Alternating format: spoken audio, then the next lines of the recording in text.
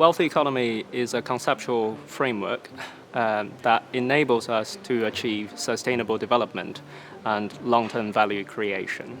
The course is going to introduce you to the concepts in the wealth economy, and what's important about them, or part of what's important about them, is that they are in the language of finance directors and treasury officials. It's going to explain examples of how other organisations have used this framework to think about their sustainability and their future strategy, and it's going to help you figure out, when you go back to your organisation, how you're going to implement this and how to feed it in and embed it throughout the organisation. The professionals will be given a set of toolkits to reevaluate their existing portfolios and trying to identify the potential growth drivers. So that will be the important aspects for them to focus on to create long-term value. We want them to learn practical things that they can take away.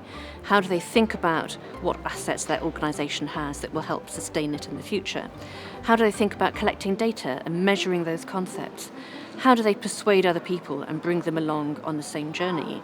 Because this is not just about intellectual interest, this is about changing the world for the better.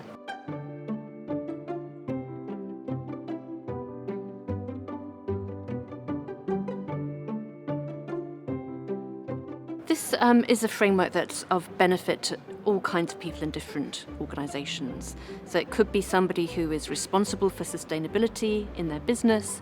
It could be somebody in local government who's thinking about how to make the best in a situation of constrained resources with what they have. It could be somebody in a voluntary organisation thinking about long-term strategy and how to ensure that the aims of the organisation live for the long term. By having the wealth economy framework embedded into their decision makings, the policymakers and business leaders can better understand what really matters for the economies and the business to stay competitive in the long run. For organizations do not take those into account, they are actually destined for failure.